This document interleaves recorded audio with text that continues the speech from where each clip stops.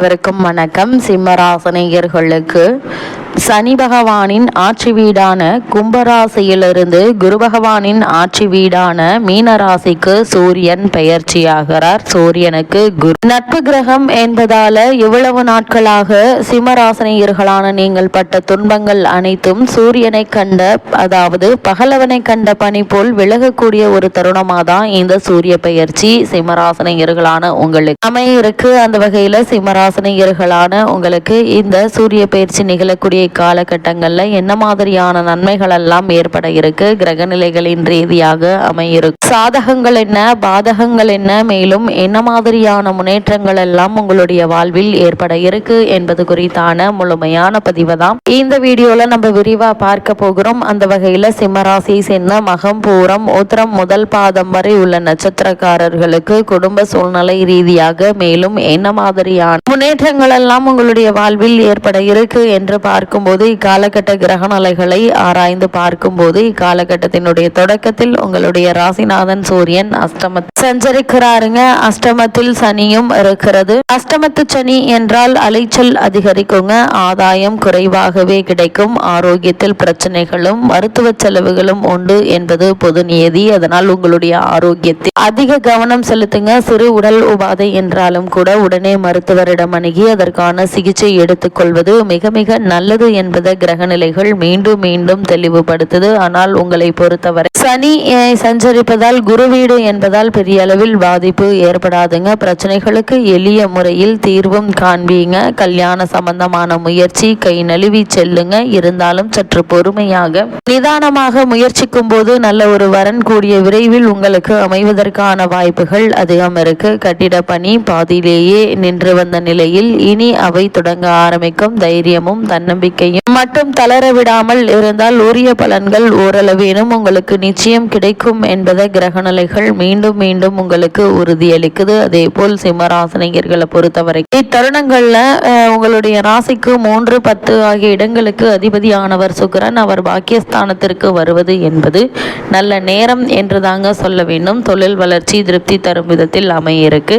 தொகை, அதாவது உங்களுடைய செலவிற்கோ அல்லது முக்கிய விஷயத்திற்கோ கேட்ட தொகை கேட்ட இடத்தில் நிச்சயம் கிடைக்குங்க. அதனால் நீங்கள் கவலைப்பட வேண்டிய அவசியம் இல்லைங்க. புதிய ஒப்பந்தங்கள் அடுக்கடுக்காக வந்து கொண்டே இருக்கக்கூடிய ஒரு தருணமாக தான் இக்காலகட்டம் அமைய இருக்குதுங்க. இத்தருணங்கள்ல புகழ் மிக்கவர்கள் உங்களுக்கு பின்னணியாக இருந்து பல வெற்றிகளை வரவழைத்து கொடுப்பாங்க. வருமான பற்றாக்குறை அகல இருக்கு. கொடுக்கல் வாங்கல் இதுவரை ஸ்தம்பித்து நின்ற தொகை இப்போது போராடி வந்து சேர இருக்குங்க. ஆடை ஆபரண சேர்க்கை உண்டு என்பதால் அதற்கான முயற்சிகளை இப்போது நீங்கள் தாராளமாக முயற்சிக்கலாம். அதே போல் இத்தருணங்கள் சிம்மராசினியர்களான உங்களுக்கு பழைய கடன்களை அடைக்க எடுத்த முயற்சிக்கு நல்ல ஒரு பலன் கிடைக்க இருக்கு. உத்தியோகத்தில் நுணுக்கங்களை மேலதிகாரிகள் கற்றுக் கொடுப்பாங்க.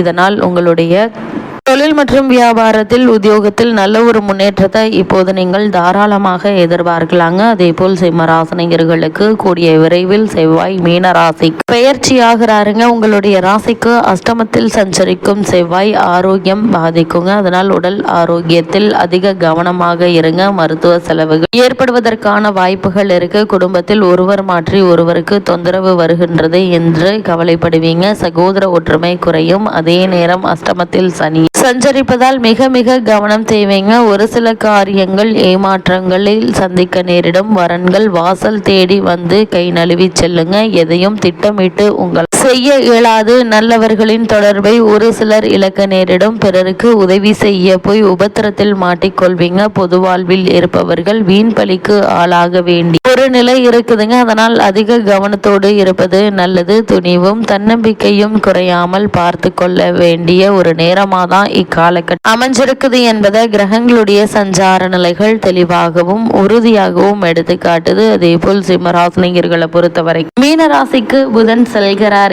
கூடிய விரைவில் அங்கு நீச்சமும் பெறுகிறார். உங்களுடைய ராசிக்கு தன லாபாதிபதியான புதன் நீச்சம் பெறுவது அவ்வளவு நல்லதல்ல. பண நெருக்கடி அதிகரிக்குங்க. ஒரு சிலருக்கு கைமாற்று வாங்கும் சூழல் கூட வரலாங்க. மனக்குழப்பங்கள் ஏற்படும். ஏதேனும் ஒரு செயலை செய்வதற்கு வாக்குறுதி கொடுத்துவிட்டு பிறகு செய்ய முடியாத சூழல் உருவாக இருக்கு. வெளிநாட்டில் இருப்பவர்கள் சொந்த ஊருக்கு, சொந்த ஊரில் இருப்பவர்கள் வெளிநாடு செல்ல முடியாமல் தத்தளிப்பார்கள். அனுபவஸ்தர்களின் அறிவுரை தேவைப்படக்கூடிய ஒரு நேரமாகும் காலகட்டம் அமையிருக்கு என்பதை கிரகநிலைகள் மீண்டும் மீண்டும் உறுதியளிக்குது. அதே போல் சிம்ம ராசினியர்களை பொறுத்த வரைக்கும் இந்த தருணங்கள், அதாவது சூரிய பயிற்சி நிகழக்கூடிய தருணங்கள்ல சனி மற்றும் செவ்வாயினுடைய சேர்க்கை ஏற்படுகிறதுங்க. அதாவது மீன ராசியில் சனியும் செவ்வாயும் சேர்ந்து சஞ்சரிக்கிறார்கள். இது அவ்வளவு நல்லதல்லங்க. பகை கிரகங்களின் சேர்க்கை அஷ்டமத்தில் வரும்போது பிரச்சனைகள் விஸ்வரூபம் எடுத்து மன அமைதி குறைக்குங்க. எதையும் திட்டமிட்டு செய்ய இயலாது. நினைத்தது ஒன்று நடந்தது ஒன்றுமாக இருக்கும். நம்பிக்கைக்குரிய நண்பர்கள் கடைசி நேரத்தில் கையை விரிப்பார்கள். விரயங்கள் சற்று அதிகமாக தாங்க இருக்கும். அதே போல கூடிய விரைவில் குரு பகவான் வக்ர நிவர்த்தி பெறுகிறார். அதாவது உங்களுடைய ராசிக்கு லாபஸ்தானத்தில் வக்ரகரியில் சந்தித்து வரும் குரு பகவான் வக்ர நிவர்த்தி ஆகி பலம் பெற போகிறாருங்க. எனவே பிள்ளைகளுக்கான திருமண சம்பந்தமான முயற்சி கை கூட இருக்கு. பூர்வீக சொத்து தகராறுகளும் அகல இருக்கு. உத்தியோகத்தில் இடமாற்றம் ஏற்பட்டு எதிர்பார்ப்புகள் அனைத்தும் நிறைவேற இருக்கு. பிள்ளைகளின் எதிர்கால நலன் கருதி எடுத்த முயற்சி பலன் தருங்க. அதே போல அவர்களின் கல்யாணம், மேற்படிப்பு, வேலை வாய்ப்பு போன்றவற்றிற்காக எடுத்த முயற்சியில் நிச்சயம் வெற்றி கிடைக்கும் என்பதுல எந்த ஒரு சந்தேகமும் இல்லைங்க. அதே போல் பாக பிரிவினை சுமூகமாக முடியுங்க. பல நாட்களாக நடைபெறாத ஒரு சில காரியங்கள் இப்போது துரிதமாக நடைபெற இருக்கு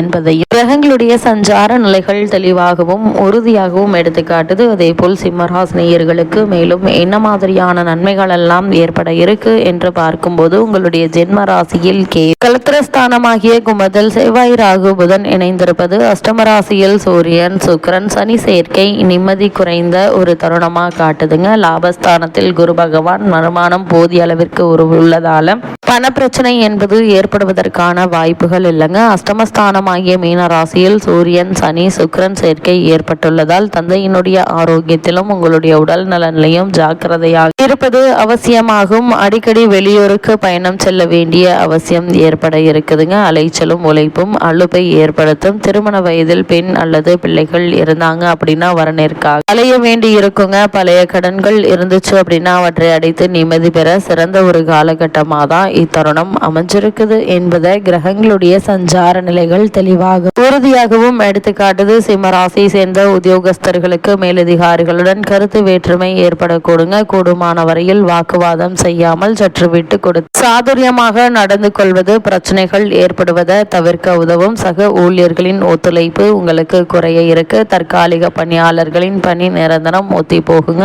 அலுவலகத்தில் பணிச்சு சக்திக்கு மீறியதாக இருக்குங்க. ஒரு சிலருக்கு துறை மாற்றம் அல்லது இடமாற்றம் ஏற்படக்கூடும். ஏற்றுக்கொள்வது உங்களுடைய எதிர்காலத்திற்கு நல்லது என்பதை கிரகங்களுடைய சஞ்சார நிலை தெளிவாகவும் உறுதியாகவும் எடுத்து காட்டுதுங்க. அதே போல் தொழில் மற்றும் வியாபாரம் செய்பவர்களை பொறுத்த வரைக்கும் நல்ல ஒரு முன்னேற்றத்தை இப்போது நீங்கள் தாராளமாக எதிர்பார்க்கலாம். சிம்ம ராசினியர்களுக்கு கிரகநிலைகளின் ரீதியாக கூறப்படும் பரிகாரம் என்ன என்று பார்க்கும்போது வீட்டிற்கு அருகாமையில் திருக்கோவிலுக்கு சென்று தீபம் ஏற்றி வைத்து வழிபடுங்க. எண்ணற்ற நன்மைகள் நிச்சயம் உங்களுடைய வாழ்வில் ஏற்படும்.